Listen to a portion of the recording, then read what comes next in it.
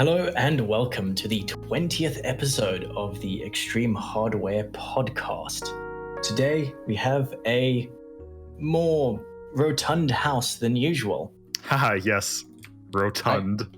I didn't even call you fat yet. Oh, okay. So, over in the left-hand corner, taking up the entire wall, we have Chris. Yeah, this is cyberbullying. I'm not going to stand for it. Over in the right-hand corner, devouring a giant pizza, considering that it's National Pizza Day, we have our hooved man, Frick. Hello, how are you? And disappointingly laid on the floor, we have Simmons. Yay! And actually, that's about it, apart from myself. Hello. So, moving on to tech, I suppose. Yeah, what are we doing Away today? from Chris's heft, we... Yeah, hefty lad. So which one do you want to start with? Well, the 3990X got released a few days ago. And Yes. That's a pretty big boy processor. 64 cores, Threadripper. I know you are our resident Threadrippian here. Yeah, Simmons is a 1900X because he's an idiot and bought the 8-core. Yes, this incorrect. So what do you think about this 64 core, as some would call it, behemoth? Yeah, so I mean, honestly, we were expecting this at some point. It's basically the 3970X, double the cores. No, it's not even basically a 3970X. It's basically the entry level Epic CPU. I'm not sure I'd call it entry level at all. Well, I wouldn't compare it to Epic either. But No. This CPU is basically the equivalent of it's the Epic 7702P. Thank you. The only differences between them is obviously a higher base clock and turbo clock. Instead of octa-channel memory, you get quad channel memory, and instead of 128 PCI Express lanes, you have 88 PCI Express lanes. If I am remembering that correctly, it's a very fascinating chip. Also, Epic allows for 2 processor systems. Although the P processors are single socket only. Right. And then the Threadripper does not support that at all, which no surprise there. I'm very excited about the CPU. The biggest issue I have with it per se is you cannot use unbuffered ECC RAM with it. Wait, you can't use any ECC? I just believe... I know believe it it's won't do just registered. Yeah, that's what it is. You can use unbuffered, but you can't use buffered. Yeah, So- you're limited to like 256 gigs of RAM versus like 2 terabytes on Epic per socket, which Yeah. is not So- very good if and- you and- need RAM. I guess my biggest issue with that specifically is, it's this weird segmentation where you have to decide, because obviously if you're getting this system, it's probably for a multi-user based system, or an entry level, like not even an entry level multi-user virtualized system. It's just you now have to make a decision: do you want processor speed or do you want lots and lots of RAM? And that, I guess that's the only weirdness with it. Aside from that, I am very happy that the CPU is on the market. I'm hoping other Threadripper 3 stuff starts coming down in price now that this thing's out. I think we're supposed to be seeing, it fits in the lineup, but it hasn't been announced yet. A 3980X with 48 cores could exist, but Yeah. I'm not sure they'll do that. They don't even have a 48 core single socket Epic. It goes straight from 32 to 64 on that, so probably not. Honestly, the way I see it, as these 3990Xs are produced and these chips that they're trying to make that are not binning up to spec, that'll probably become the 3980X. I give it maybe 3 months or 4 months, and we'll probably get an announcement for that chip. Yeah, maybe. That's also a really big gap. It's like a $2,000 gap, but it's more competing with like that one $3,000 unlocked Xeon. Yep. It's just like the most powerful possible single socket chip that can be made. Yeah. Downsides with the memory is that, wow, this thing is really starved. This is like running single channel on a 3950X, right? Or it's like running single channel at half the clock speed on a 3800X or a 3700X. It's really slow per core, which is not a good thing. There are some applications that can use that, but it's kind of limited. And I was going to say the other big issue with it per se is oh shoot, what oh, and that train of thought is gone. I'll find it here in a moment. Yeah, choo-choo. Speaking just in part of that, by the way, it does have 88 PCIe lanes, but only 72 are usable. Yeah, no, it doesn't. It has 64 PCIe lanes, 4 of which link up to the chipset, and they're counting platform PCI Express lanes. It's the Intel thing all over again, where like Southbridge and Northbridge are considered the same. I think before launch they said it was supposed to have like Gen 4 by 8 uplink between the CPU and chipset. I haven't seen that. Okay. But yeah, no, like platform PCIe lanes, it's a load of shit. Like, it's not false advertising, but it's very misleading to equate them. Oh shit! What happened? Simmons died. Oh, yeah. Sorry, I my Discord decided to crash for a moment. Yeah. Nice. Did you click the green button? No. Oh God. If there's a green button update during a podcast, I mean, I do have one, but that would be funny. Simmons, click it. No. I actually want to talk about this topic. Well, anyway, so other fun stuff about new Threadripper. AnandTech did some testing because Threadripper is a very big boy. It has 128 logical processors in one socket. Windows, apparently, I didn't realize this, is actually doing like product segmentation between the different versions. It's doing it based partly on like supported number of processors in a system. Oh, it's always done that, but it's only really come into play now. Well, so I'm not talking about sockets though. I'm talking about cores. I didn't actually realize they did that. Like, there's an upper limit on the number of cores that you can have on like Windows 10 Home that you could pretty easily run into with some of this hardware. But yeah, like AnandTech found measurable differences between Windows 10 Enterprise and Windows 10 Pro. Like Enterprise was in some benchmarks about 10% faster. Additionally, Windows 10 Pro without hyperthreading was in some cases about 10% 10% faster than Windows 10 Pro with hyperthreading. So turning off SMT actually improved performance there, which is odd, but also I guess I get it. It's all in software. And frankly, like, here's the deal. Either A, you're pirating or effectively pirating Windows by buying from like r/hardware software swap or whatever. That shut down, didn't it? Because people were selling pirated keys. You're either getting your Windows through really shady means or you're actually buying it.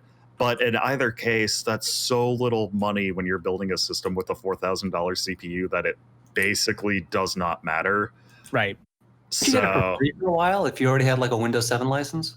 Oh, you can still get it for free if I remember correctly. Yeah, like they haven't shut down that system. You can just jam in an old Windows 7 key and then it just works magically. Yeah. Oh, really? Oh, They said they were going to shut it down, but then They didn't. But they never really actually turned off the system. And if you call customer support, they just help you with it. They kind of give you a slap on the wrist. It's like, well, you were supposed to have done. I'm speaking from experience here. Sorry, I didn't understand. I'm not really good at this computer. I'm sorry, stuff. sir. I can't read. Wait, does that apply for consumers, or if you're like an IT, like a system admin, you have like 15 copies, can you still do that? Yeah. I mean, you're probably not going to get away with it at like a big enough organization. Frank, why do you have 15 copies of Windows? I didn't say that. Who said that? System admin? What's that? Wait, No, Frank, does this mean you're actually going to upgrade your system? Hey, Wait, Frick, when are you going to get copy and paste to work? Works. It's always worked. I don't believe you. And I'll pay something right now. No, well, because like, okay, it's an authentication server that I have. It would make, if I'm Microsoft, it would make sense to get as many people onto Windows 10 as possible, make it as easy as possible. So I don't know why they would shut it down, to be honest. Well, especially with I think especially with that big RDP vulnerability and Microsoft cut off the support for Windows 7 officially. Like, I think they're going to keep it going just for the fact that, guys, can you please upgrade your system so you can we did a big oopsie. Yeah. I was going to say before I did remember that thought that I lost a little bit ago, but there's a noticeable issue where the Windows scheduler just does not handle greater than 64 threads correctly. You have to explicitly program for it for the scheduler to just acknowledge it. And that is because Windows will it divides every 64 logical processors, cores, threads, whatever, into processor groups. And leaving a processor group and going to a different one is rather tricky, and the software needs to be made aware of it. So that's why that's in place. Didn't they like massively improve the scheduler recently though?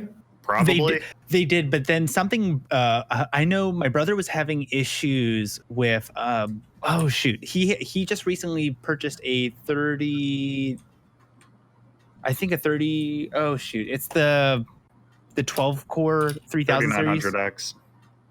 No, it was like a 3900X, 12 core. Is that the one? Well, regardless, he got one of those and something broke with one of the most recent Windows updates with it. Yeah, basically, if you rolled back to a previous version of Windows, it worked fine. He found that out the hard way. It's kind of hit or miss, and we know that they're actively improving because a lot of people are buying 3000 series Ryzen right now. Yeah, I'm thinking, well, not necessarily Ryzen 3000. Ryzen 4000 isn't much better. I'll probably get a used chip, but I am thinking about upgrading sometime soon-ish. I mean, I'm probably not going to upgrade my 1900X until... Yeah, of course you aren't. Well, no, not until the 3960X is more affordable. I can't justify that cost. You can get it for now. Like, isn't it like $2,000? No, the 3960X is still like $700. Oh, yeah, that's like entry-level Threadripper. That's... Yep. Wait, which one? Hang on, which one? That's the 24 core 48 thread. You do mean Threadripper when you say 3960X. Yeah. Am I confused? Yeah. Yeah, no, that's accurate. I'm just making sure that you got it right. No, 700 sounds all over that. Yeah, no, because I'm going to be, let me check. My apologies. It's $1,400. I was going to say that. Yeah. Yeah. I mean, basically, until I see that processor dip well into the 3-digit range again, I'm not going to upgrade. It's not worth it. Like Threadripper 2 doesn't make any sense. You should try getting money.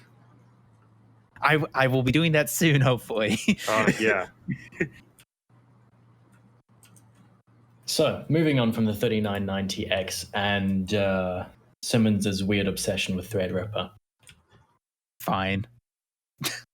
Microsoft says they don't consider that that Sony and Nintendo are competitors for the Xbox anymore.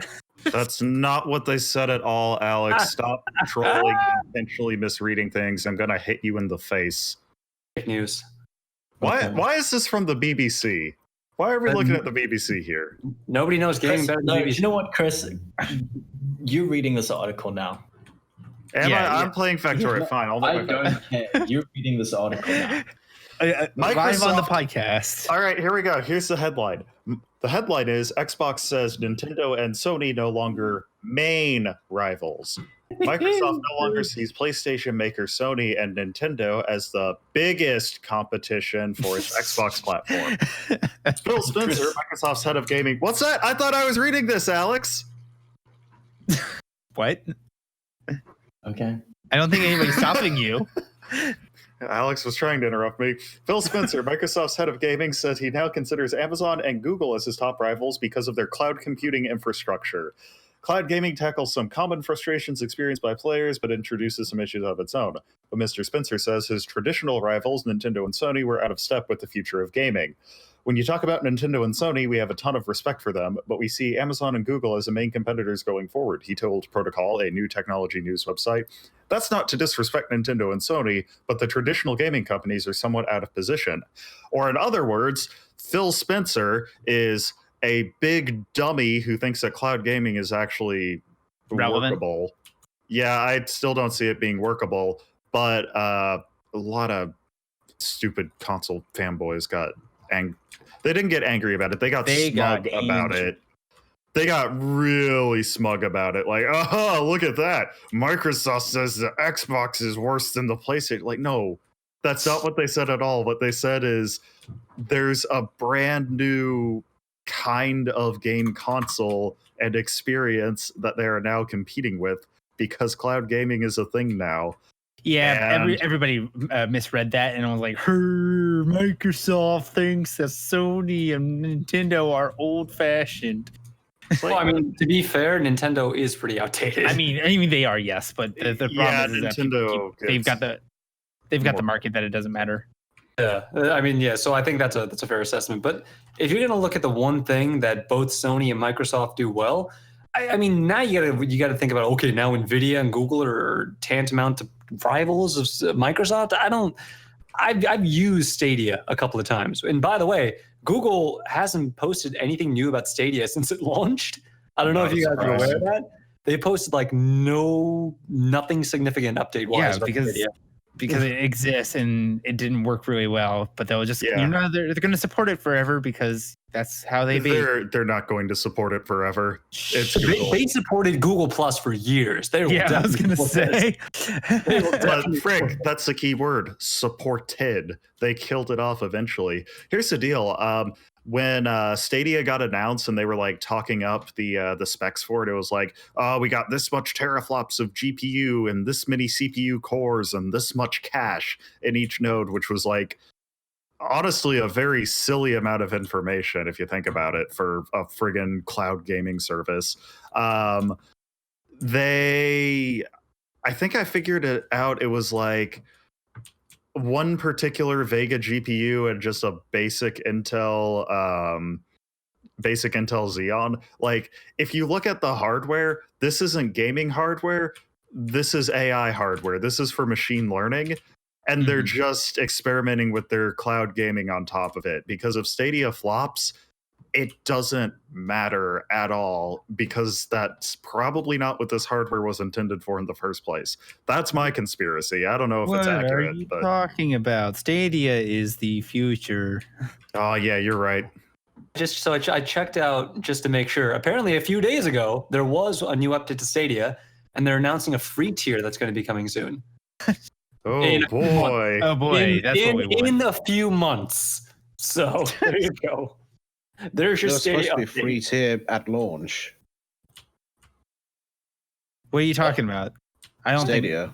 Do I need hardware to play on Stadia? Because I've got an iPhone and... You need Google Chrome, at least. What? Yeah. Oh, boy. Let's install a web browser to play video games. What is this? Like grade school in 2004? I got to play my free math games. Streaming it. I mean, yeah, I know, but they could have like a client at least. They could at least try to not look like a Flash game site with The Witcher or something. That's why they killed Flash. Oh, yeah. Oh, actually, that it all came down to that's this. That's a perfect segue, actually, because and I don't have a link for this, but there's a big archive push right now that's they're basically capturing all these old Flash games that just don't exist anymore. Saw that. There's like how many of them did they make? There were like 30,000 games or something in there. It's up to 40, it's like 40,000. I think it's like 300 gigs worth of these Flash games, if not double that. Yeah. Can you actually play them? Because I tried to find some old what? Yeah, no. So what I think they were doing was they're basically building a launcher for them. Ooh. It's already made. No, it's called Flashpoint. That's the one. It's by Blue Maxima. And now it works really well. I was playing some mini golf games earlier with it. It's awesome. It works really That's well. great. Not only does it work with Flash, but it also works with like Shockwave games as well. Oh, Oh, sweet. Can you plug in your own? Because I found an old archive of like a bunch of Lego games because I wanted to play Junkbot, but I couldn't get it to work. It's all. It's just go to bluemaxima.org and it's all on there. Right. Okay. So Alex doesn't like games. That's all there is to it. Yeah, he's not a gamer like us. Yeah, he's. I'm sorry. I probably shouldn't finish that sentence. Yeah, please, yeah. Please control yourself for once. this is literally Everyone Bullies Alex, the podcast. Yeah, that's why it's fun, and we get repeat listeners. Maybe. We only bully Chris offline. Yeah. That's not even accurate. Nah, you bully me. Chris. Yeah, Tell that's us me. about your entire food consumption yesterday. Oh, Please so don't. He's going to say things he shouldn't say. no, I'm not. I don't care. Just go for Okay, it. so yesterday I started the day with a hearty breakfast from Macker's, aka McDonald's. I had 4 hotcakes and a hash brown and a biscuit and 2 things of chocolate milk, and it worked out to about 1,200 calories, mostly carbs. I had How a was your caramel lunch? macchiato from Starbucks. That was my lunch. That was basically my lunch. Mhm. I think I tried to get like reduced sugar syrup so I didn't go into a coma, although I could have also given up. I don't remember. And then for dinner, we ordered pizza. So I had some Pizza Hut breadsticks, and I was thinking about having some Cinesticks, but I didn't because it was my brother's birthday. So we had a cake, and I ate 2 large slices of cake. And then I woke up this morning and my stomach felt worse than it has after a hangover from way too much rum. Yeah, please thank you for not using the descriptors you provided earlier. Well, I mean, at least you didn't post photos. Yeah, that too. Well, there's a subreddit for that, actually. I'm sure there is. No, we're done here. I mean, it could have been worse. He called us once when he was in the toilet. Yeah, that was Oh, last yeah, he night. did. Moving on to tech talk. Yeah, TED Talks. Um, Our sponsors, diabetes medication. New from Procter & Gamble, insulin for $500 a vial. Ooh. all right, Price so Chris, That's you would find it- topical. if you got diabetes, I think you would find it funny. Like you would play it off as a meme. I got diabetes for the meme. He's just gonna be rolling around the subway singing about how he has no legs. No, like genuinely, if you got diagnosed with diabetes, I think in the doctor's office, the first thing you'd say would be, "Lol." Nice. yeah, just an articulated lol. Stop making that noise. You sound like a kettle. The tea's ready. Cheese kettle. There we go. That's all I needed. I'm good. Okay. I Goodness. made mistakes yesterday. Chris, you make mistakes every day, Oh, Yeah, this yeah, is you're right. but we was accept better. you for it. That For was very yeah, thank you. large mistakes. Yeah, very large mistake. That's Speaking of what a my mom very calls large me. mistake, I'm curious as to where you're going with this one. Tesla has remotely removed autopilot from a second-hand customer's, well, I suppose a customer's Musk used- swatted a former employee. He's a man-child. Also, he claims that pedo Chris, guy is a funny Chris, insult in South Chris, Africa. Chris, okay, you're done with that now. Okay, that's Yeah. all I had to contribute there.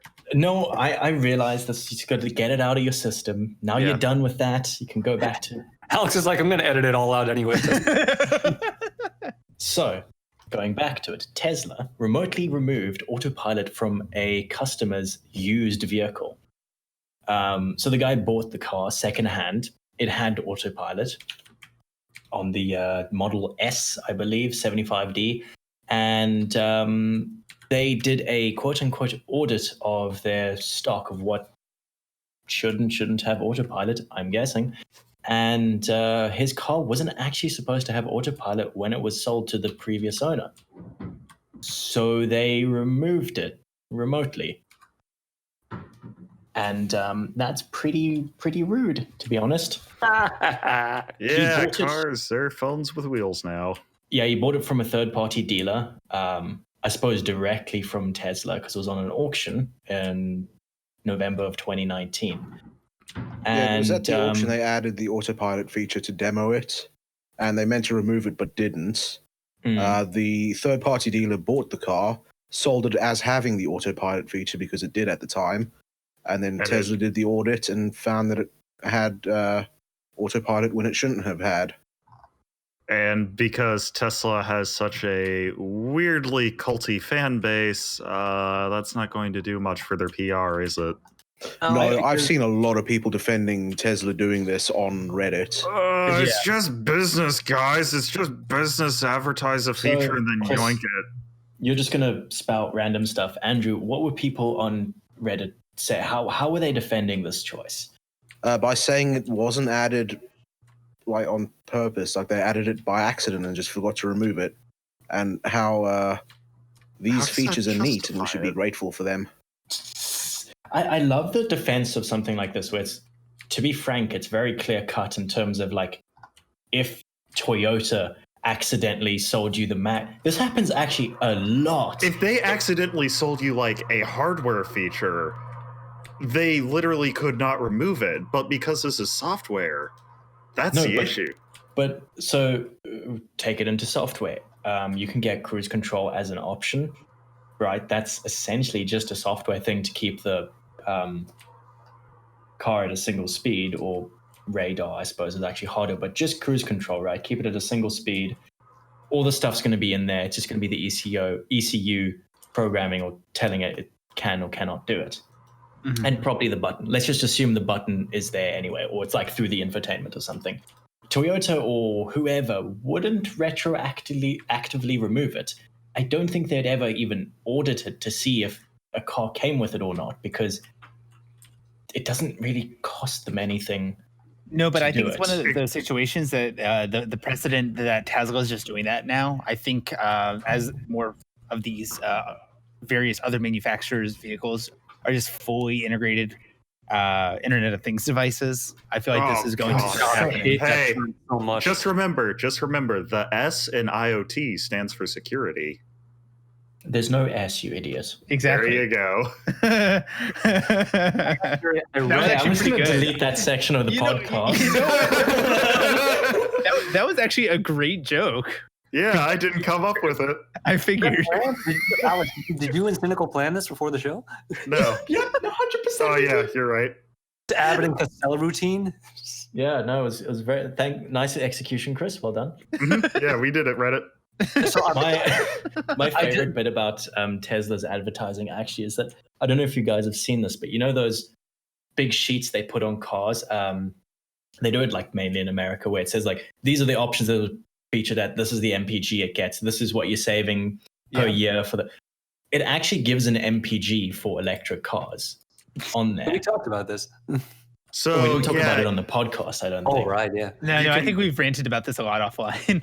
you can Yeah. kind of convert it from the amount of energy that it uses based on the energy of a gallon of gasoline, but no, that's not how that works. I was gonna say the only way that I could see you making that comparison, if you were doing like a comparison of like the amount of fuel utilized to produce the kilowatts in the vehicle, but that's also a different thing. That relies on Alright. grid power as well, so that can Yeah. be anywhere from all of it to none of it. Does that mean that they have different specifications for this It in gets various cities in the infinity country? miles per gallon. It gets nuts. No, so just out of curiosity, I nuts. went on the Tesla subreddit to read about those comments on this article. This is the Yeah. top rated. This is the top rated comment right now that we're talking about this. Tesla can't have their cake and eat it too when it comes to licensing their software. Either we accept that the FSD license is granted to the person who originally paid for it, in which case you are entitled to continue using it without any and all with any and all Teslas you buy in the future, or we agree that FSD is a feature tied to the car that it was originally activated for, in which case It's fully transferable to secondhand buyers. I hope this guy takes Tesla to court. That's the top rated Why comment. not both? Hey, he bought a Tesla. He can't take him to court. It's forced arbitration because that's legal. Yep. That's very strange. What is it? It's distinctly American. What is FSD? Is that the name for the autopilot? I think it's autopilot. FSD. Please something drive. Oh, full self-driving. Oh yeah, didn't they get in trouble for calling it autopilot? So they just basically called it They cannot autopilot call in it another autopilot. term. Full Because that's self-driving sounds even more like it just drives itself than autopilot does. Everybody in this comment section is saying sue them, sue Tesla. This sucks. Yeah, you should. Well, of course they're going to keep saying that. That's Reddit for you in a nutshell. Yeah, but it's a Tesla subreddit. That's Yeah, no, that's what's so interesting about it. Even the diehards in this subreddit are saying sue them, and I think that's what makes it so significant. That's true. But then what's going to end up happening is they're going, well, clearly you did not read the terms of service that we covered in this contract where blah blah blah is not transferable. See, my biggest issue with it is really the way they're describing it is kind of like saying that the licensing to use this pseudo autopilot is handled like a video game license. But the issue is that you have to purchase it once per or one time per vehicle rather than, hey, I bought it on this system, so you can't use it on this other system. It doesn't really make a whole lot of sense to me. Yeah, but even then, Simmons, if you buy a video game, this isn't Nintendo. Nintendo got so much backlash for their former digital game policy, which was they were non-transferable. It was locked to the console. Yeah. But even then, it was locked to the console. So if you bought a used 3DS or something, it could come bundled with games. Right. And if you have an account, then you can use that on any system that you own. You just have to sign in. So again, it's you can either do it per person or you can do it per vehicle. You can't do it both. That's not how. Just like how out of touch like Tesla or Nintendo are as a company, because this exact thing happened. It's not out of touch though. No, because it's trying to make as much money as possible. Yeah.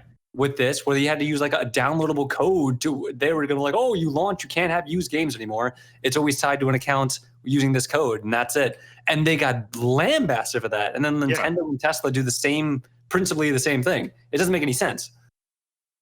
Yeah. Well, I mean, Nintendo's just a weird darling for reasons I don't understand. Yeah, it's going to be really weird because the idea of owning things more and more is just kind of starting to go away. Like, Yeah. Wasn't there a story a while ago about how Intel would be able to like remotely disable certain features of your CPU? Yeah, they tried basically purchasing a license to use hyperthreading. There was one CPU, I think this was back in the Clarkdale era.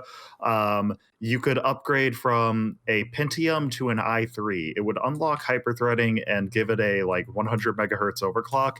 It was only supported on a very few number of laptops, and it quickly went away because nobody actually bought it. But yeah, that was a thing that they did because you're not really buying a physical item per se. I mean, yes, you are, but you're more buying a spec sheet. You're not buying a piece of photolithographically etched silicon. You're buying the idea of a CPU that can hit X megahertz and has Y megabytes of cache and Z threads in some sense. I'm not really sure how to put that more clearly. But Intel technology. That's what it was. In another more literal sense of not owning things, like software as a service, hardware as a service. Yeah. If you look at media distribution, it's now like Spotify and Netflix instead of CDs and DVDs. So it's worrying. Yeah. It's worrying. I hate it. Yeah.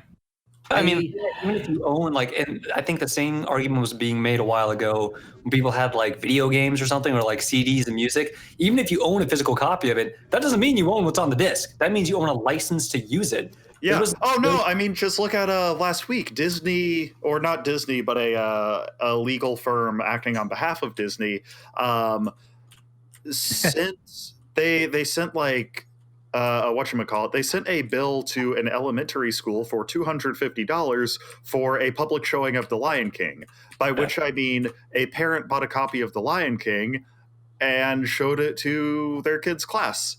And that was a public exhibition, and now the school owes Disney money for like that licensing fee. Yeah.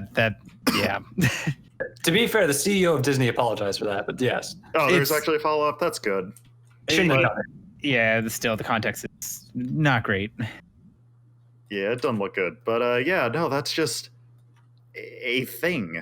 That's a thing that happens. Because, yeah, no, Frick, you're absolutely right. You own the disc. You own the piece of plastic. You're not really allowed to do anything with it beyond using it as a frisbee. Frisbee, of course, being trademarked by Mattel or whoever. I don't know. Well, it gets even. I mean, once you get into the whole streaming aspect of it, since you brought that up, like showing it and exhibitioning it, there was another. There was a whole other thing that came up recently about on Twitch. Certain developers, if you're streaming a game, they can just copy strike you immediately. Yeah. And even that's that's like you own a license for it, but you're not allowed to like distribute it even when you're streaming it, which is like, oh my god, that's a whole other can of worms. And developer, like, there's a lot of pushback on that in regards to like, oh, it's fair use. I mean, is it though? Because you are uncritically showing the thing. Like, yeah, but then if you're providing really commentary to it, it's the same thing like movie reviews go by. It's the same principle. No, it's not the same as a movie review.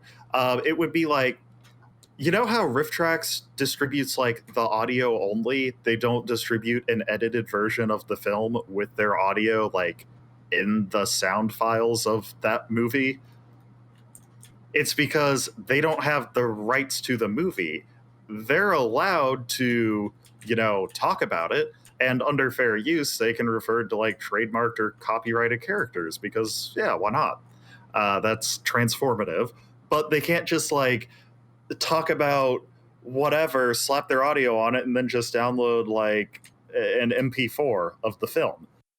Right, but then this goes into a whole what we hear all day, because then you get into like parody law and like modification, and like that's a whole other thing. But yeah, I mean, legality or not, you're not going to beat Disney in a lawsuit. Let's be real. It's very, very complicated to put it like that.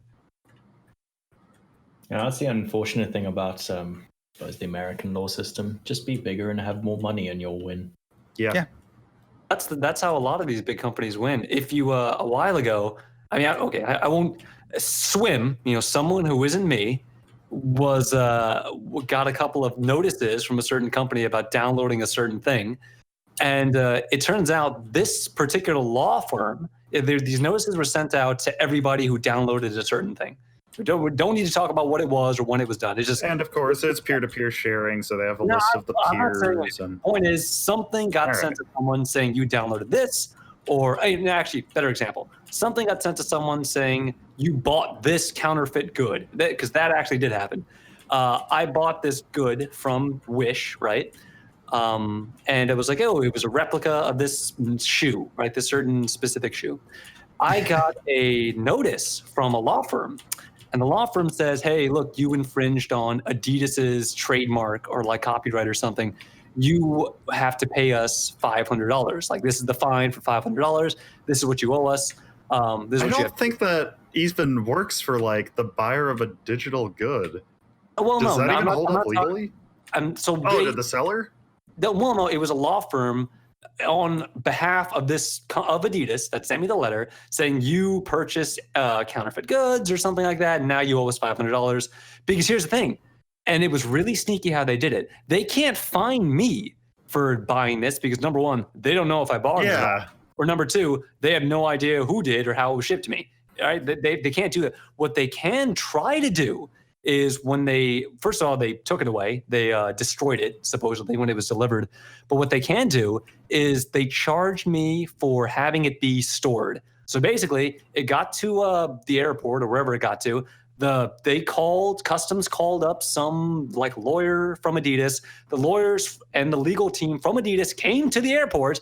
Supposedly, they picked up that good, destroyed it, and then said, hey, look, you owe us $250 for storing it. Because apparently the few hours they kept it counts as storage. And that's what they're charging me as. That's fascinating. Yeah, so I got a little notice for that, and I'm like, the second I saw that, I was like, this is garbage. Like, this is scare tactics 101. I don't have to do anything because they can't prove I did anything. But like, that's what I'm seeing now. And I looked into it, and a lot of companies do this. Like, a lot of law firms will send these scare letters to people if they download a file or they order something that's counterfeit, and people will pay it because they don't know. Yeah. Yeah. I think I've actually gotten one of those scare things as well for Andrews has what gotten is one it? for watching TV without a license. Oh no, I got those all the No. time in South Africa as well. Oh, no, that I've would got loads happen of a those, lot actually. in South Africa. Do you have TV licenses in South Africa, or do you just Yeah. need like that kind of stuff? Most countries No, have them. no, that's why I realize you guys find it odd, but I never found it odd because South Africa has TV licensing. Yeah. And it's a dumb Yeah, way anyway. to put it. It's not a license. People that think it's a license have a very smooth brain. But Yeah, I wish I had one of those. but yeah, no, it's just basically they want to charge you basically for cable, if you will, put it in an American term. Yep. And I remember them going into my dad's office, and my dad had a lot of computers which have screens. And the TV guy was like, "You got a lot of TVs here," and he was like, "Yep, got a lot of computers here, not TVs." And he said, "Well, you're going to need a license for every one of those screens or those TVs." And basically, he said he needed to get like 160 TV licenses. Jeez. And he was like, "Okay, that's nice. If you send me a letter, I'm just going to tear it up, but you can leave now." You may leave my office, or I will call the police. You'll find the more official something looks, the more people get freaked out by it. Oh, I love the thing when, I don't know if they do this still or if they've been like not allowed to do this anymore, but they used to put things in like letters that either looked like government letters or like in a big red letter or a black letter or something like that. Yeah. You know, and it'd say like on the outside, say like, oh, that you can see through that clear piece of plastic. It would be like important contents inside or some crap like that. Or the other one is to try and make you feel like you owe money as well to open it. Right. Yeah, we'll see. Now that gets into the whole. So, okay, I don't know if you know this, Simmons. I'm sure you will very soon. But in America, if you have like debt, let's say you have like credit card debt or some sort of debt, right? Why would Simmons know that soon? Well, He's a rich boy. A lot of people. Not. It's Shut like up, a Simmons. stereotype. Shut up, Simmons. You're a rich boy. Yeah, you're poor. I'm gonna beat you up. Is like the first thing. What do they call it? Like C1s or like boots get is like a giant truck that they can't afford and they go in debt. Oh yeah. Yeah. So anyway, one of the I got things. my enlistment bonus, and He's getting a giant Honda Civic and he's going to go into debt. It's always a Yay. Dodge Charger. It's always like a Dodge Charger or an F-150. So it's the subreddit is called Just Boot Things. It's pretty great. Anyway, so what'll happen is in America, let's say I have $10,000 worth of debt. Okay. Now here's what's going to happen. If I just don't pay it, right? Let's say I don't pay it. I miss my payments, whatever. I just ignore it.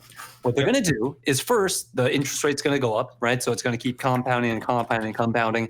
So that 10,000 goes to like 12 or 15 or 20 over time, right? Eventually, it's going to get turned over to collections. Now, collections is where things get real interesting. Because here's what people don't know about the debt system in America. Once that goes to collections, you are basically in the clear. Because most people are like, oh, it's in collections, I have to pay it. Number one, if they have laws about how many times collection agents can actually call you to badger you to pay it, and if they call too much, you can actually sue them and get a lot of your debt erased. So that's interesting. The second thing is, even if that doesn't happen, right? Even if that gets thrown out of court or like they don't call that much, what will eventually happen is they will say, hey, look, we noticed you haven't paid this debt in like years and years. Here's what we're going to do.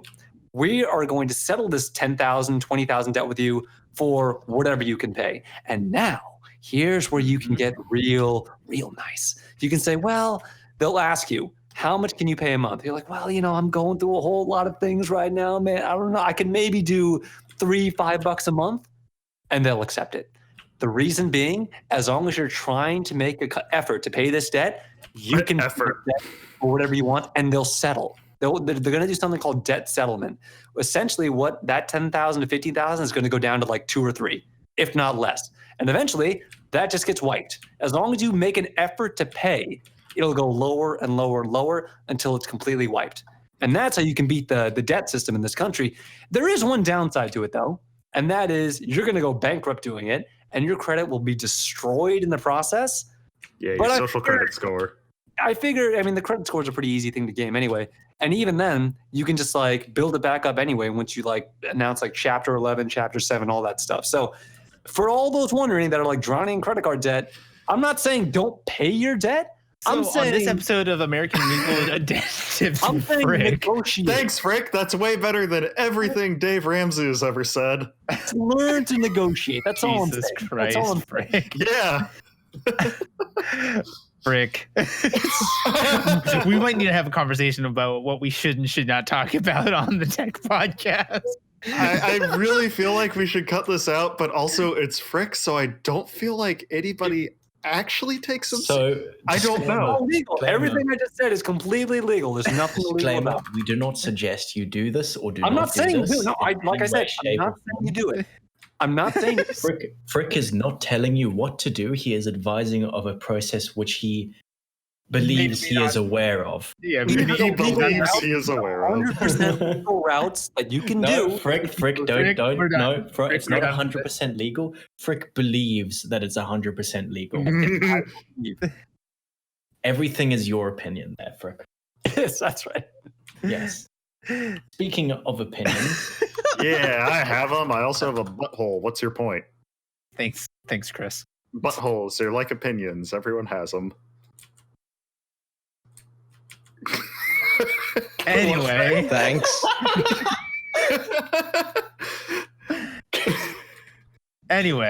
okay. Chris, do you like stonks? Stonks? stonks. No, I'm more into honks. I like No. geese. No, you Candy, don't. big hunk. Yeah, I like that stuff too. So, a quick one, really, kind of. Maybe. Did you guys know that Intel's stocks Has are at- stonks?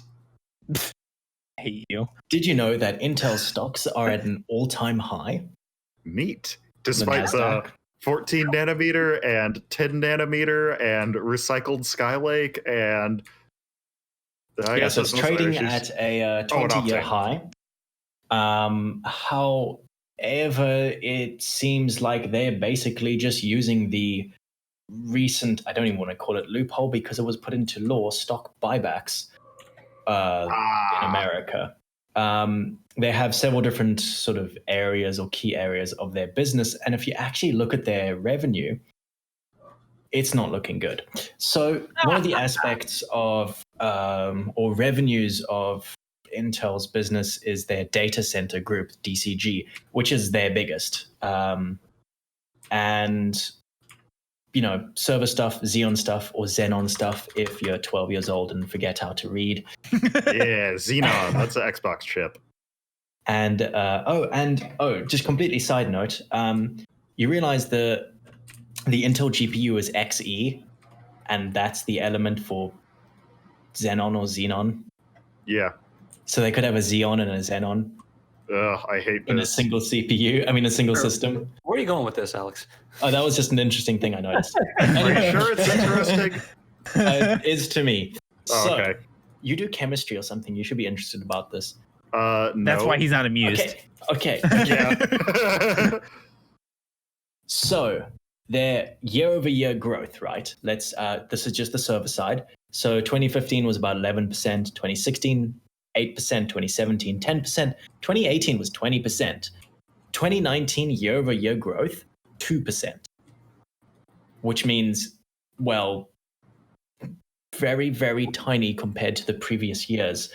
The income was negative 10.9% for 2019. Is that income or profit? Income, net God. income. Oh, geez. AKA revenue, AKA stonks. Don't forget, also in 2019, AMD made a huge push into the server market. They went up to 5% market share, which is big for a company that has a $50 billion market cap, which compared to Intel's $250 billion market cap. Yeah, AMD hit like 5% pretty recently, which means Yeah. for every 19 Xeons, there is one Rome. That's a lot, honestly. Honestly, though, yeah, especially because it's a new chip. It's a Vendors new chip haven't from really a been. traditionally untrusted company because Ignore AMD's track record for a second. It's the fact that it's a new chip. They need to be tested for validation, and not a whole lot of Naples systems were out initially. Like, there weren't a lot of good Naples systems. They only really got good once Rome came out. are you telling me people didn't buy Opterons? No, not Opterons. Naples was still epic. But yeah, no, nobody really bought Opterons either. Funny enough, Oak Ridge National Laboratory bought Opterons, the bulldozer ones, for I think the most powerful supercomputer in the world at the Did they time. really? Yeah, that's what the Titan was named after, the GPU, because it was used in the Titan supercomputer, GK110. They used like Tesla K40s or something. That's actually kind of comical. Right, yeah, it's true. Some other companies who were partnered with AMD were forced to use Bulldozer and Venom Opterons in their servers. That was funny. Mhm. They're definitely not large supercar manufacturers or F1 teams who recently dropped AMD as a sponsor, which is kind of funny. That is also kind of funny. Why? I don't know, actually. AMD went to sponsoring Mercedes F1 instead of Ferrari F1. But also, they Is that an definitely upgrade or didn't. downgrade? fun fact, speaking of Upgrade. race cars and Opterons, AMD actually made some special bulldozer SKUs. Thank you, Andrew. AMD made some special bulldozer SKUs for Ferrari for their race car simulations or something. I'm not sure what the difference was. I think it was just like something that was bin different or had a feature disabled or something, but it was like it's based on like an upper limit of performance that a team can have, I think. So It would not they be got in a the contract. car. It would No, be not in the car, like for sim. engineering simulations. Yeah, Oh. because the car has like a standard. The FIA the gives car you an cannot ECU. fit. The car cannot fit a 42U rack. Well, no, it's more like the FIA give you an ECU, and they're like you use. Alex, whoever you are, I am making a junk. Okay. Anyway, Don't so, say that. One similarly, junk.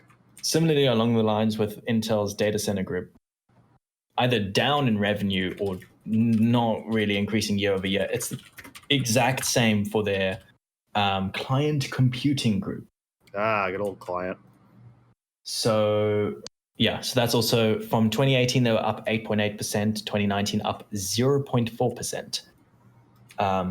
Same story for their revenue. So basically, in the numbers of things, Intel doesn't look like it's doing so well lately, which, I mean, if that's a surprise to you, welcome to the last 2 years, you know. Yeah, Optane didn't do so hot either, and I don't think they can make a whole lot of it. Honestly, and Optane not doing so hot kind of makes me upset. Yeah, I saw the price on the 800p, the little like entry level Optane sticks that are supposed to be used as SSDs. Yeah. They apparently they dropped down to like $1 a gigabyte, but they're Wait, really? really hard to find. Yeah, I got mine for like 118 even off Amazon for a 118 gigabyte drive because it's Optane, so the capacities are weird. I don't regret doing it. I'm going to use it as my boot drive when I upgrade. But yeah, it's like really hard to find in the client space. They actually canceled the successor to the 800p, I think. There was also the successor, like a new version of Optane Memory that was supposed to come out, got canceled.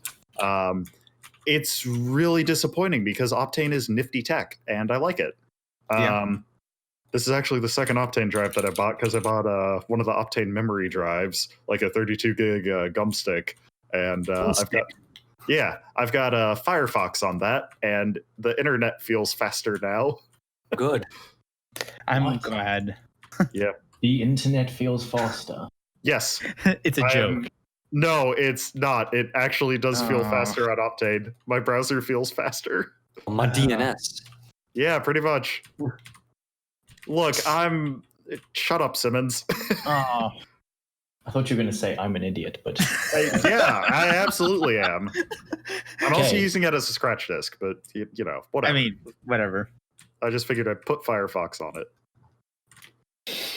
right. speaking of idiotic ideas, so I I just remember last podcast. I remember the last podcast I was speaking that EA seems like they're starting to do some decent things with the CNC remaster.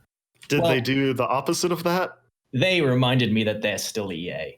Oh, So, yeah. yesterday, which is not yesterday, it is like a week ago, EA hiked up the price of their games across the board, but only on Steam. Nice. So, essentially, so why is this giving quotes in Brazilian real or whatever it is, or Brazilian, the language of Brazilian, or the Russian Ruskies? So let's take the real. The SimCity 4 went from 35. Is it real or real? I'm just assuming real in Brazil to 80 real, which is a big boy jump. Hang on. Sorry, what were those numbers again? 35 to 80. Oh gosh, Russia- that's large. That's 130% increase. I was gonna say, like, were these increases just to cover Valve's cut? But I thought it might be, but no, that's another too high. example, Mass Effect in Russia went from 800 rubles to 1,700 rubles. Jesus Christ! Yeah, that's probably not just to cover Valve's cut, is it? Why? And why in developing countries of all places? The only game not affected was Star Wars Jedi: The Fallen Order, the game that got EA back on Steam in the first place. Hey, did this happen only in like developing countries, or did it happen in first world ones? Well, I'm going to find out for you because the source is garbage. Oh, by the way, just while you're doing that, I found this article real quick, and I just want to mention it because this is nuts. Oh God. It's a Tom's Hardware article about cyber attacks and how they're using monitor brightness to share stolen data from air-gapped PCs. This is so just real quick. Basically, in a research paper published Tuesday and spotted by the Hacker News, researchers from Ben Gurion University in Israel demonstrated a way to exfiltrate data from air-gapped systems by changing monitor brightness levels in ways that are imperceptible to the human eye. Organizations use their air-gapped systems, which aren't connected to the internet, store most of the devices. Finding ways to compromise the systems and gain access would be better. Anyway, but no, I mean, this is really, really interesting. The tactic uses malware to collect information from target systems, encode it to binary, and then communicate it via changes to monitor brightness levels. That way, the attacker could simply monitor the monitor to access the data they desired. That's fascinating. Nuts. That is so cool. So that, I mean, it's a known fact that you like for like classified systems, you have to use or in classified environments, there's no windows for like similar reasons. Yeah, you could also like detect sound from like vibrations of the glass. Exactly. So that's really fascinating that that's spilling over. Wow, I've never heard it because air gapping is a thing that, like, first of all, I mean, you never hear about that in the mainstream ever, and the fact that it's like this is just what they just discovered, which makes me think like, what else is there? That's the thing, though, in like the financial sector, that's absolutely a thing. So I mean, I wouldn't really say they discovered it, more like they had an idea and they found a way to implement it, because like all you're doing is very covertly sending data out of the room, and all you need is some kind of access to the real world. You need some way to interact with a real physical meat space world, the one that you can poke with a stick. And a monitor is a way to do that. You can modify brightness. What can you do with brightness? You can encode data. I mean, that's just it's fiber optics. They made a fiber optic hacking system. Chris, stop downplaying everything. It's that's not the point. I'm not saying this to be like, oh yeah, this is dumb. It more in the sense that like, no, this is a really nifty and novel idea. And also it's more simple. There's so many other ways, like so many other things that they could be doing. Just any kind of avenue of attack that they could have.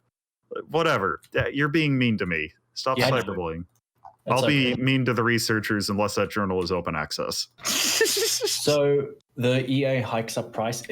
I can't tell you if it's or where it's specifically, but The article does say it's US, UK, South Korea, Singapore, Mexico, and almost everywhere in Europe, Asia, North America. Cool. Oh, boy. So an easy way to do it is I went onto Steam DB, and you can see the pluses here. This is Mass Effect or Ass Effect. Haha, yeah, it's because of all of the romance options in that game. That's what it is, Chris. If you go all the way down to the bottom, the little graph there, you can see the little blip. And it's kind of jumped up. Yeah. So we're Just looking nice. at a Mass Effect collection is now, let's see, in US dollarinos, it is now $35. What was it previously? It was 35 Canadian. Well, okay, it's 46 Canadian dollars now. It was 35 Canadian dollars. I just bought it that's on just across the Origin. board. What's another EA game? Actually, do you know what? Command and Conquer. Because I Battlefield. was speaking about it before. Look at Battlefield. Is that on Steam now? Some of the old ones are. Yeah, it's a flagship title. Battlefield 2? Flagship That's series. an old game.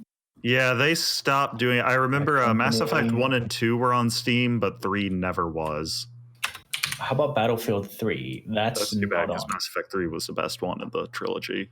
There's And they Bad stopped Company making 2 beta. The company too. That's the only I'm Battlefield looking at. Battlefield 2, that doesn't even have any pricing history. No one's bought it in 15 years. Okay, The Sims. Let's just look at The Sims. Sims, I wouldn't be surprised if they made the most money out of The Sims than any of their franchises. They don't because of the soccer games and the whatever. Sports balls. FIFA is extremely popular. It is. Yeah, it is. FIFA, Like, it's gambling no, for kids. If you know anyone that or people that are into FIFA or Madden or whatever, it's like a cult. They have to buy the new one. Everyone has to buy the new one. It's worse than COD. You can't sit out a FIFA release. Gotta have the updated rosters, man. That's worth $60. They're being EA is being sued in France by several different law firms over those loot boxes in FIFA. Yeah, Yeah. they should be illegal. No, they're not Boxes loot are boxes. gambling. They're not loot boxes. They're surprise mechanics. Oh, right. Yeah. So The Sims, let me do this in Canadian dollars because I am not in the US. The Sims went from a $20 price, which is about 15 US dollars, to $27, which is about 19 US dollars. I'm sorry, I just like that pause there. It's because you're not as good at numbers, good with numbers as me. Oh yeah, Chris. Okay, so what is 20? Okay, so $27, right? Mm-hmm. Times. No, wait. Oh, God. Times. No, so $1 US dollar equals 1.3 Canadian dollars. Okay. $1 Canadian dollar equals 1.3 Canadian dollars. I'm not looking at the exchange rate, dude. I don't $1 care. US dollar equals 1.33 Canadian dollars. So do that backwards now for 27 Canadian dollars. How much Exactly. is your dollar? Oh, 75%. Small, smooth brain.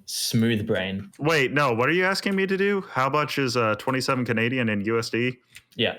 Okay, well, it's 75% as much, which means 21 minus 25 cents. 21 minus 25 cents, which is 20.75. Wrong. No, I'm not. It's 19.99. No. So that's how much Steam's selling it for, because Well, they're giving you a Alex. few cents for free. Oh, my name's Alex. I'm going to ask about the exchange rate and then give the answer in terms of a price. Shut up, idiot. You're altering the deal. I hope your morning ablution is like it was yesterday or this morning. Yeah, it hurt my butthole. Anyway, before we wrap it up, I think there is one more story, and Andrews will be No, shut up. No. Andrews will be deeply saddened by this. So, Rockstar co-founder Dan Houser is leaving Rockstar. Oh, really? He worked on apparently every single franchise that they released. and he is the co-founder of the GTA series. Well, obviously, co-founder of Rockstar. And he is essentially leaving Rockstar after an extended break taken by Hauser that started in the early of 2019. And he's just splitting ways with the company. There's no real reasons given as far as I understand. Let's see. I'm guessing this has to do with Take-Two. Because I don't think it says in the thing. Take-Two are very money hungry, and Rockstar only, last decade, they only released 2 games. 3 games: Red Dead Redemption 1, GTA 5, and Red Dead Redemption 2. That's not going to be enough for Take-Two. They want annual releases. Yeah, but Take-Two has other developers that can like release stuff for them. They don't just need Rockstar.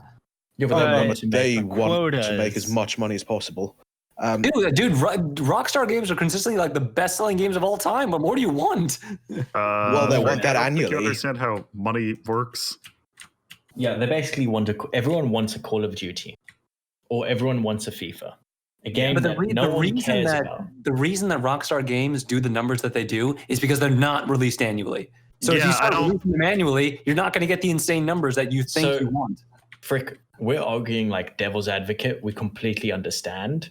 It's just what these investment firms think, essentially. Like, you get a bunch of old people that have no idea about video games. The Nintendo. Yeah, they're just like, release the Nintendo's Wii's again, please, with the GTAs. God, yes, GTA for the Nintendo Wii. I want to beat up hookers with motion controls. I do think their acquisition by Take-Two is a big reason for the absolutely disgusting GTA Online and Red Dead Redemption 2 online ecosphere. It's hard. It is, actually. Yeah. Or it's always at the least publisher. What the developers have, in a roundabout way, said. Yeah, because they are very anti microtransactions and pay to win.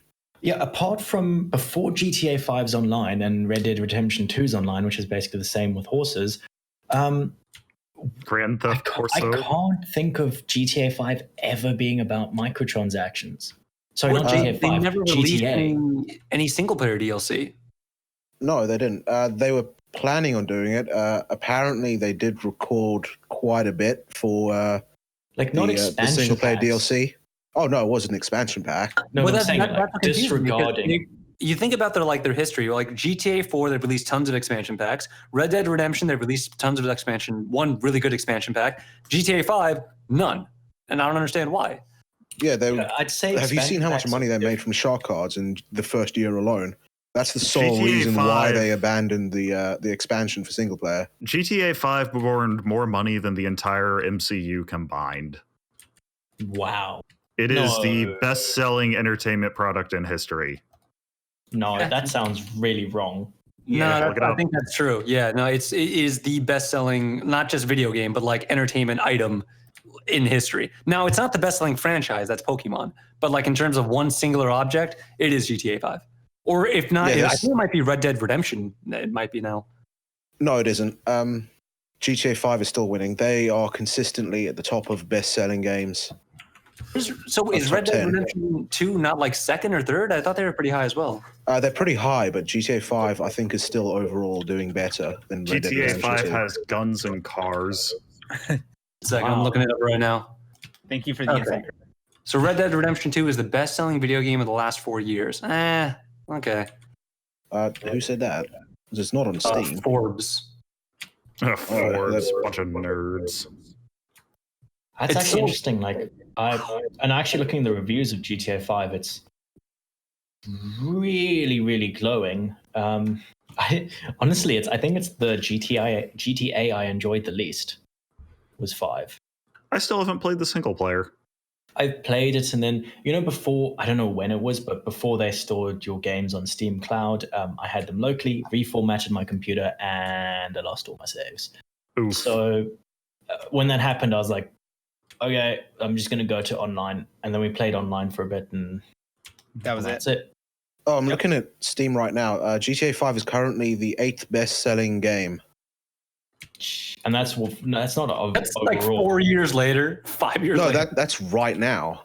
Oh, And I right was just now. gonna say it's not even. Yeah, no, because like with all the like the GTA like RP scenes, like No Pixel, and then there's a couple other Oh god, ones. yeah, those are so weird. I don't get them. Yeah, a lot of Oh, people. Rage 2 is really high up there. Oh, Yeah, no, honestly, just that those scenes of people trying to get into these like roleplay communities have been a big driving factor. They don't even look fun. That's the problem. It Dude, is you know what they are? They're just basically it's just a ripoff from there used to be these old Source Engine like Gary's Mod servers where you could just go Yeah. roleplaying.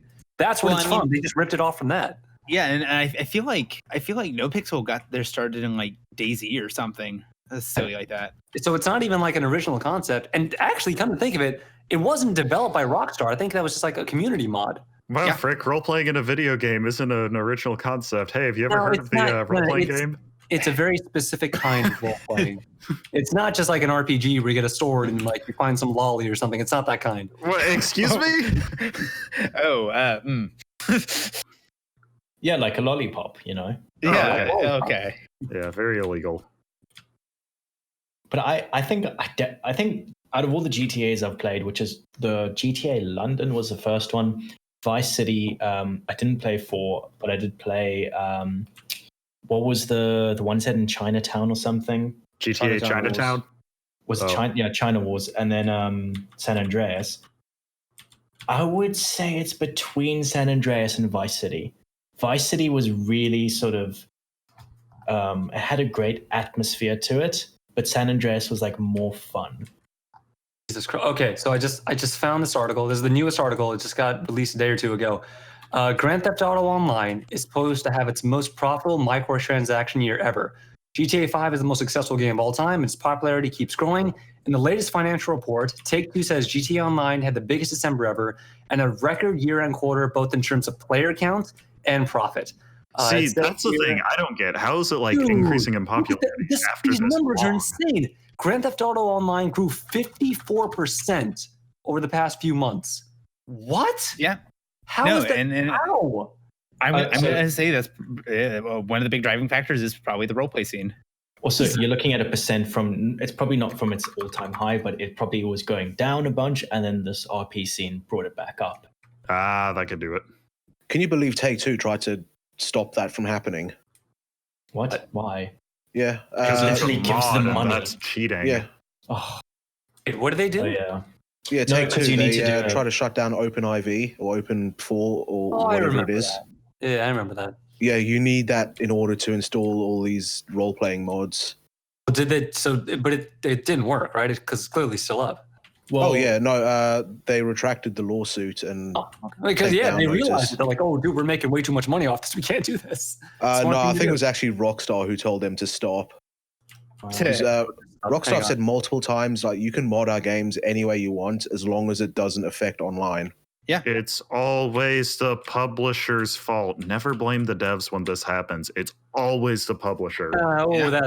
That's not always true at all. I was going to say 9 times out of 10. Not even. Yeah, do like 9 times out of 10. I genuinely cannot think of an exception where it was the publisher, the developer who was the bad guy. Battlefield 5.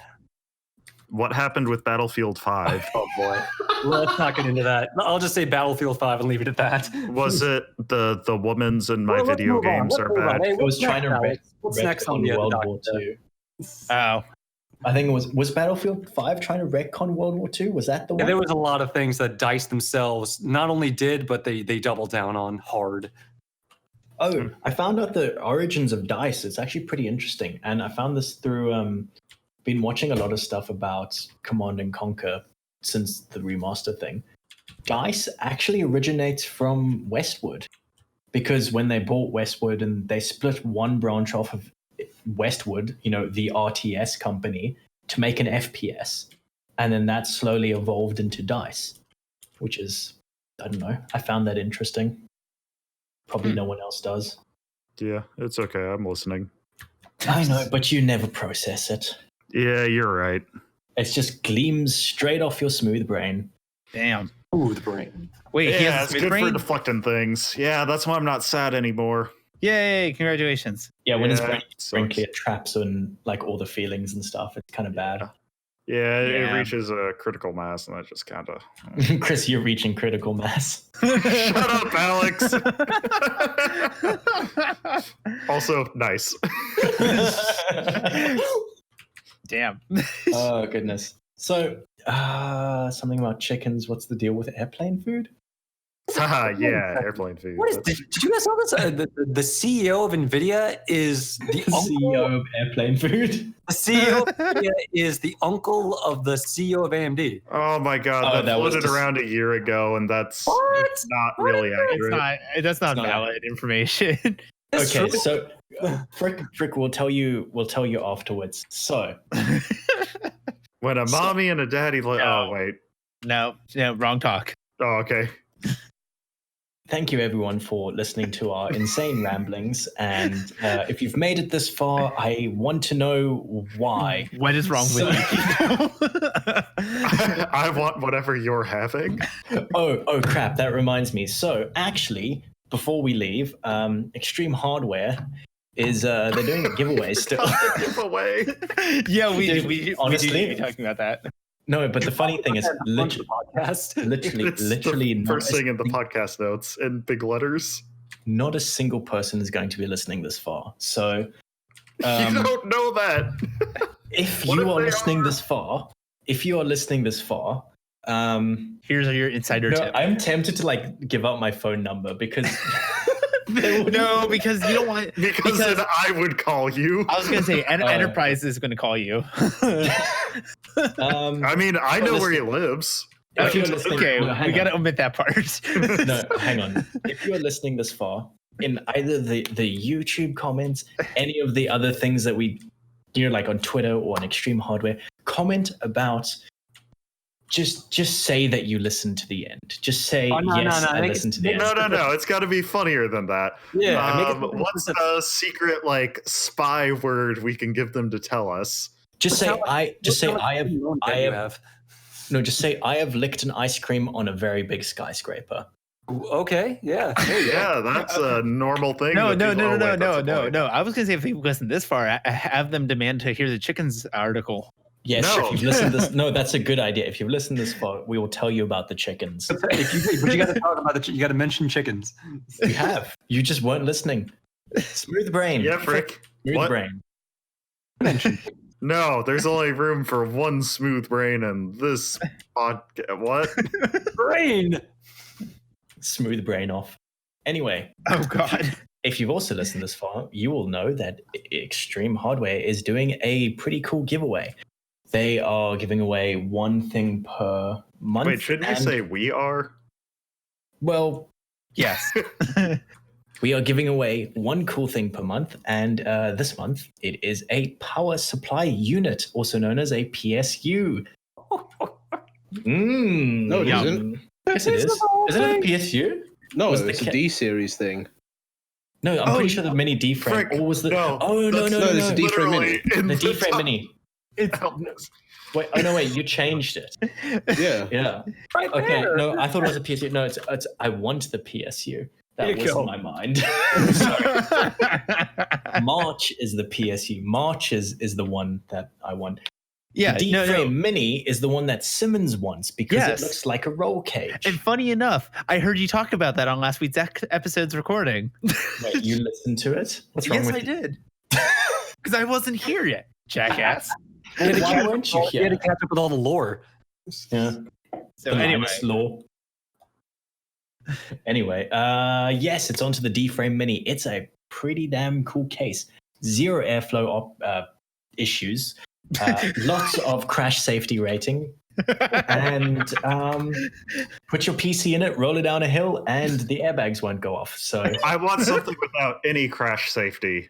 Every time it bounces between 10 gigahertz. actually, I could probably recommend you several brands that have no crash safety, but we're not going to do that right now. Yes, I want the car that will kill me. No, we're talking about computer cases right now. Oh, okay. so go on to the Extreme Hardware forum. There will be a link in the YouTube video or the whichever medium you listen to the podcast on. Click on it, enter. It's pretty easy. Your chances are actually hugely good. So you want a free case? That's built really well. Looks pretty cool. Do it. So anyway, thank you for joining us. Thank you for joining Big Boy Babushka Chris. Yeah, that's me. How much are you going to edit out? About £500, so all of you. Mute me, daddy. Thank you for joining us. Simmons, please stay away from your brother. And Wow. yeah, it's an Alabama joke, by the way. Haha, Alabama. It's funny because Alabama. And Frick, I'm disappointed you haven't ordered a pizza on National Pizza Day. I got a free. I posted the free offer. He got a Blaze pizza. Yeah. Oh, okay. The chat. I'm less disappointed in you. Alex, I'm disappointed in you for not listening to our pal. That's fine. You can be disappointed in me. Yeah, okay. So thank you everyone for joining us. I hope you have smooth brains. And Is that an insult? I don't know. I was gonna say I hope you have a wrinkly brain, but that means you're sad. So Yeah. Don't want anybody to be sad. Sad is bad. yes. I'm looking I hope you up. have a wonderful. Smooth brain is a slur. No, Frick, stop! I'm doing the outro now. Yeah, Frick. You're done talking. Stop. Very smooth. Okay. Thank you. Shh. Thank you. And goodbye. Goodbye. Chris? Smooth brains look like chicken What? breast. Oh, yeah. Say goodbye, Chris. I don't know what to do anymore. I'm scared and confused. Say the words goodbye. Ah!